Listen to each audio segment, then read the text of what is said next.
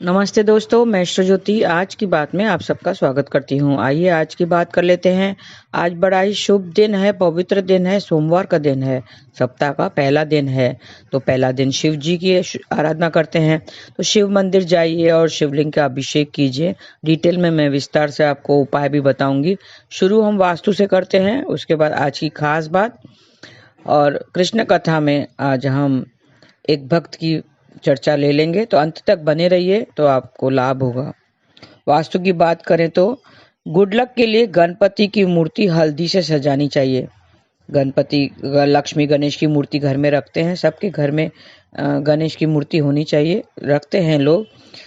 तो उसको कैसे रखना चाहिए? हल्दी से रखना चाहिए, या तो पीले वस्त्रों से उनको सजाना चाहिए। कौन से वस्त्र से? पीले कलर के वस्त्र से सजाना चाहिए। गाय के गोबर से लिपी जगह गणपति के लिए शुभ होती है, वहां पे फिर उसकी मूर्ति रखें। क्रिस्टल से बनी हुई गणपति की मूर्ति शुभ होती है और लक्ष्मी जी की भी क्रिस्टल से बनी हुई मूर्ति शुभ होती है। तो आपको अगर लानी है, आपके घर में नहीं है, तो क्रिस्टल की गणेश और लक्ष्मी की मूर्ति ले आइए, वो शुभ होती है। तो ये थी वास्तु की बातें। और एक खास बात बता दूं कि गणेश जी को कभी भी तुलसी दल नहीं चढ़ाना चाहिए, वो अशुभ माना जाता है। तुलसी कभी भी गणेश जी को नहीं चढ़ाना चाहिए। पूजा में तुलसी का इस्तेमाल नहीं करना चाहिए। गणेश जी की पूजा में तुलसी का इस्तेमाल नहीं करना चाहिए। अभी तिथि की बात कर लेते हैं। तृतीया तिथि आज शाम 5:40 तक रहेगी। आज देर रात 2:36 तक सिद्ध योग रहेगा। सिद्ध योग में प्रभु का नाम जपने के लिए बहुत ही उत्तम होता है। नाम से ही पता चलता है जो काम सिद्ध हो जाते हैं। आज दोपहर 2:55 तक पूर्व भाद्रपद नक्षत्र रहेगा। पूर्व भाद्रपद एक शुभ नक्षत्र है, लेकिन एक पंचक नक्षत्र है जिसका स्वामी देवगुरु बृहस्पति है और कुंभ और मीन राशियों पर इसका प्रभाव पड़ता है। पूर्व भाद्रपद नक्षत्र का संबंध आम के पेड़ से है। तो जो भी पूर्व भाद्रपद नक्षत्र में जो पैदा हुए हैं उनको आम का उपयोग नहीं करना चाहिए। और आज के दिन आम का किसी प्रकार से भी आम का प्रयोग नहीं करना चाहिए। जैसे आम रस हो गया, आम का पन्ना, आम का अचार, आम पापड़, ये सब नहीं खाना चाहिए। पूर्व भाद्रपद नक्षत्र एक पंचक नक्षत्र है। धनिष्ठा से लेकर रेवती तक 5 नक्षत्र को पंचक नक्षत्र कहते हैं। उसमें पंचक में क्या नहीं करना चाहिए? लकड़ी का काम किसी भी प्रकार से नहीं करना चाहिए। लकड़ी का काम करने की मनाही है। और एक बात आज की खास बात है, आज भोर 4:13 से कल दोपहर 2:40 तक अशुभ भद्रा रहेगी। पृथ्वी लोक की भद्रा है, तो जरा ध्यान दें। इसमें शुभ कार्य नहीं किए जाते हैं। अशुभ भद्रा में विवाह, मुंडन, गृह प्रवेश, नया बिजनेस, कोई भी नया काम हाथ में नहीं लिया जाता है, तो अशुभ परिणाम होते हैं। तो ध्यान रखें, आज के दिन थोड़ा सा काम थोड़ा कम करें और नया काम हाथ में नहीं लेना चाहिए। तो आइए हम थोड़े उपाय जान लेते हैं। आज सोमवार के दिन पे आप शिव जी के निमित्त क्या उपाय कर सकते हैं। घर से निकलते वक्त दर्पण देखकर जाएं तो इंटरव्यू में सफलता मिलेगी। और शिव जी का मंत्र जाप करें, ओम नमः शिवाय। भगवान शिव से सफलता के लिए प्रार्थना करें। नए काम से पहले अपने पास 2 सफेद फूल रखें और काम बनने के बाद वो फूल बहते पानी में प्रवाहित करें तो व्यापार में धन लाभ होगा। घर के मंदिर में शिव जी को बेलपत्र चढ़ाएं। जरूरतमंद को 1 कटोरी चावल का दान करें तो कुछ भी अनबन है किसी के साथ में, वो अनबन दूर हो जाएगी। तुलसी या रुद्राक्ष की माला से 108 बार आप जाप करना है, ओम नमः शिवाय। ऐसा सोमवार के दिन कुश या कंबल के आसन पर बैठे तुलसी या रुद्राक्ष की माला से 108 बार आपको जाप करना है। आप दूसरा मंत्र भी जाप कर सकते हैं, ओम ऐं ह्रीं सोमाय नमः। ऐसा आप जाप करेंगे तो सारी समस्याएं दूर हो जाएंगी। तुलसी के पौधे की 11 बार परिक्रमा करनी है और नमस्कार करना है। घर का घी का दीपक भी जलाना है तो जीवन सुखमय हो जाएगा। बाहर जाते समय चांदी का चकोर टुकड़ा रखें अपने पास। अगर कुछ आपको खास जा रहे हैं, मेहनत का परिणाम आपको नहीं मिल रहा है और आप खास काम के लिए आज बाहर जा रहे हैं, तो अपने पास चांदी का चकोर टुकड़ा रखें। भगवान शिव के सामने घी का दीपक जलाएं तो शत्रुओं से मुक्ति मिलेगी। शिव जी के मंत्र का 11 बार जाप करना है। ओम शं शं शिवाय शं शं कुरु कुरु ओम। कौन सा मंत्र है? ओम शं शं शिवाय शं शं कुरु कुरु ओम। ऐसा आप जाप करेंगे और प्रार्थना करेंगे तो शत्रुओं से मुक्ति मिलेगी। जल में थोड़ा सा गंगा जल डालकर शिवलिंग पर चढ़ाएं तो भौतिक सुखों में बढ़ोतरी हो जाएगी। भगवान से हाथ जोड़कर प्रार्थना भी करें। जल में कुछ बूंद दूध मिलाकर शिवलिंग पर अर्पित करने से आपकी शादी से जो समस्या आ रही है वो सब दूर हो जाएंगी। और 11 बेलपत्र लेकर चंदन से ओम लिखकर भगवान शिवलिंग पर चढ़ाएं तो सारी परेशानियां दूर हो जाएंगी। धूप दीप आदि से विधिवत शिवलिंग की पूजा करें। आज के दिन शिवलिंग पर दूध अर्पित करने से आपकी आमदनी में बढ़ोतरी होगी। दूध से शिवलिंग का अभिषेक कीजिए। गाय का दूध हो तो वो बहुत अच्छा है। गाय का दूध अर्पित करना चाहिए और ओम नमो शिवाय का 11 बार जाप करें। आज के दिन शिवलिंग पर दूध अर्पित करने से आपकी आमदनी बढ़ जाएगी। आपको शिव चालीसा का पाठ भी करना है तो सारी परेशानियां दूर हो जाएंगी। शिवलिंग पर चंदन का टीका लगाना चाहिए। शिवलिंग पर चंदन का टीका लगाने से और प्रार्थना करने से आपकी मनोवांछित सब पूरे हो जाएंगे। आज के दिन शिव जी को नारियल अर्पित करें तो संतान से मदद मिलेगी। भगवान को सूखे मेवे का भोग भी लगाना चाहिए।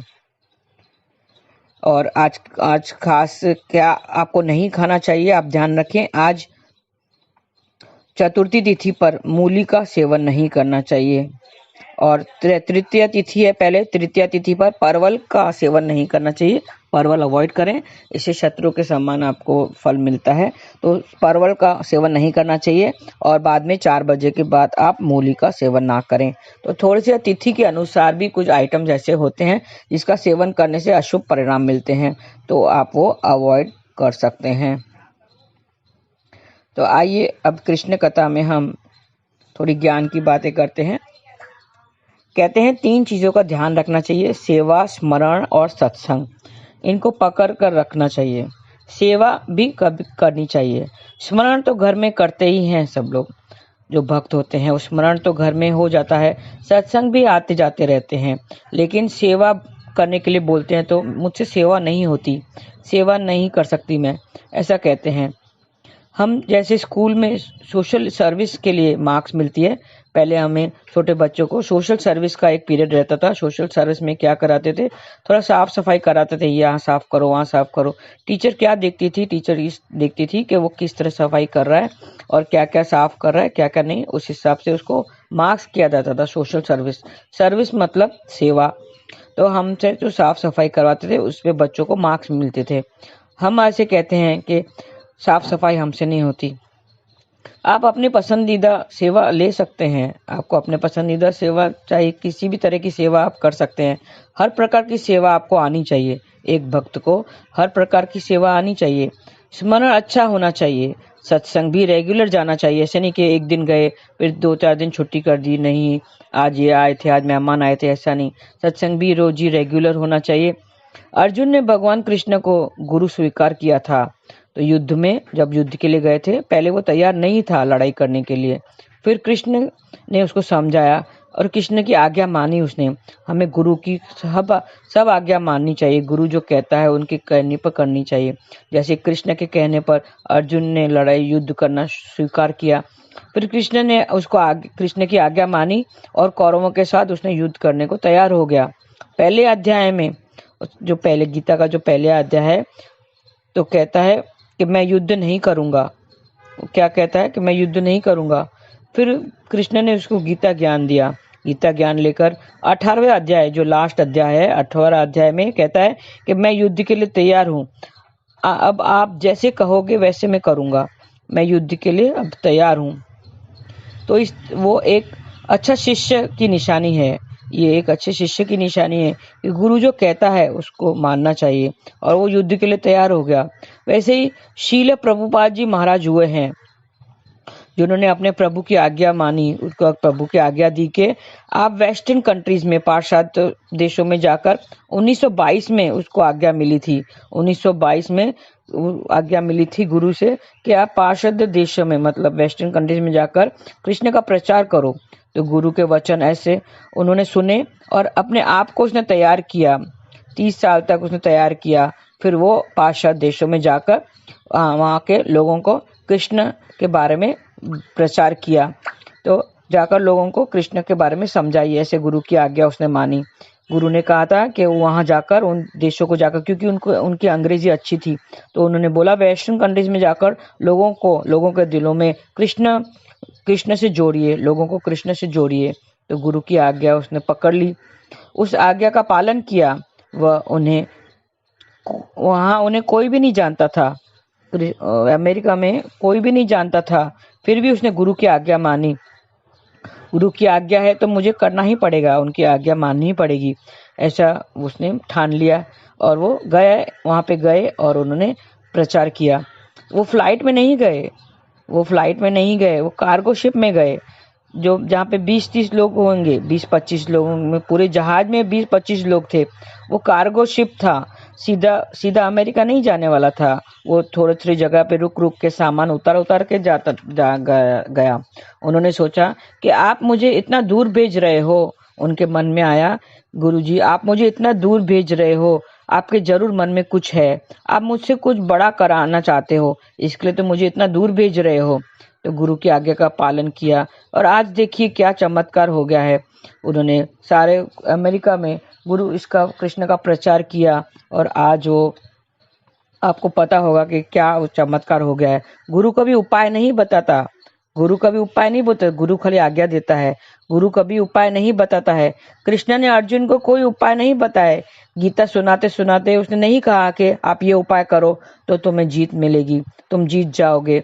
कोई मंत्र तंत्र भी नहीं दिए कि आप ये जपो तो जीत तुम्हारी होगी, या तिल का दान करने के लिए नहीं कहा, या कोई पेड़ों की परिक्रमा करने के लिए नहीं कहा, जैसे आप ये पेड़ की परिक्रमा करोगे तो जीत जाओगे, जीत तुम्हारी होगी। गुरु कभी उपाय नहीं देता है।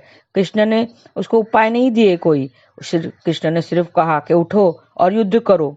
गुरु उपाय नहीं बताते हैं, सिर्फ कहते हैं कि तुम्हें संघर्ष करो और कृष्ण को साथ रखो। क्या कहते हैं? तुम संघर्ष करो और कृष्ण को साथ रखो। क्या कृष्ण ने अर्जुन को बाण पढ़कर दिए थे? उसने मंत्र पढ़ के दिए थे, भाई ये लो, ये बाण चढ़ाओ तो तुम जीत जाओगे। आजकल बच्चे बापू के पास पेन लेकर आते हैं कि प्रभु जी मेरे एग्जाम चाहिए, पेन पढ़कर दो, मंत्र पढ़कर दो इस पे तो मैं पास हो जाऊंगा। नहीं, ऐसा नहीं होता है। हमें अपनी पढ़ाई करनी चाहिए, अपने संघर्ष करना चाहिए, मेहनत करनी चाहिए। हमें पढ़ाई तो करनी पड़ेगी। और गुरु मंत्र देता है तो वो मंत्र जाप करना पड़ेगा। मंत्र जाप करके, पढ़ाई करके, अच्छे से पढ़ाई करनी पड़ेगी, फिर एग्जाम में जाएंगे तो अच्छे मार्क्स से जरूर पास हो जाएंगे। ये महामंत्र सबके लिए है। जो महामंत्र ये सबके लिए, ये ब्रह्मा जी का दिया हुआ महामंत्र है। हरे कृष्ण कृष्ण कृष्ण हरे हरे, हरे राम राम राम हरे हरे। ये जो महामंत्र है, ये चैतन्य महाप्रभु ने भी जाप किया था। और वो हमें सेवा भी करनी चाहिए, सबकी सेवा भी करनी चाहिए। सेवा, स्मरण, सत्संग, ये तीनों को हमें करेंगे तो हमें अच्छे मार्क्स मिलने चाहिए। इन तीनों में हमें अच्छे मार्क्स मिलना चाहिए। आप बोलेंगे श्री प्रभुपाद जी महाराज कौन थे? कृष्ण भक्ति को बनाया वैश्विक आंदोलन, मतलब वो सब जगह उन्होंने फैला दिया, पूरे देश भर में, दुनिया भर में उन्होंने फैला दिया, कृष्ण का प्रचार किया। भारत में आध्यात्मिक गुरु और अंतर्राष्ट्रीय कृष्ण भावना अमृत संस्थान के संस्थापक आचार्य श्री प्रभुपाद को सोसाइटी फॉर कृष्ण कॉन्शियसनेस यानी इस्कॉन, जो इस्कॉन का है, उसका संस्थापक के रूप में जाना जाता है। दुनिया भर में लोग उन्हें कृष्ण चैतन्य के प्रतिनिधित्व और दूत के रूप में देखते हैं। श्री प्रभुपाद जी एक असाधारण लेखक, शिक्षक और संत होने के नाते अपने उपदेशों से कृष्ण भावना अमृत को पूरी दुनिया में फैलाया। उनको गुरु का उपदेश था। गुरु ने उन्हें आज्ञा दी थी कि आप पूरे देश भर में, खास करके वेस्टर्न देशों में जाकर आप कृष्ण भावना अमृत को फैलाओ। कृष्ण को हर एक मन से जोड़िए। साल 1896 में 1 सितंबर को कोलकाता के एक बंगाली परिवार में जन्म लेने के बाद उनके माता पिता ने उनका नाम अभय चरण रखा। नंदोत्सव के दिन जन्म होने के कारण उन्हें नंदलाल भी कहा जाता था। उनके पिता गौर मोहन दे और माँ रजनी दे वैष्णव थे। कृष्ण की भक्ति किया करते थे। अभय चरण दे की शिक्षा कलकत्ता विश्वविद्यालय के संबंध स्कॉटिश चर्च कॉलेज में यूरोपीय शैली में हुई थी। इसके अधिकांश प्राध्यापक यूरोपीय थे। अभय चरण शांत स्वभाव और अनुशासित छात्र के रूप में जाने जाते थे। कॉलेज में अभय चरण दे अंग्रेजी के साथ संस्कृत की भी पढ़ाई करते थे, जिसके कारण ही उनकी शिक्षा में उसके भविष्य की नींव तैयार करने में मदद की। श्रील प्रभुपाद ने साल 1920 में अंग्रेजी दर्शन और अर्थशास्त्र में स्नातक की उपाधि प्राप्त की थी।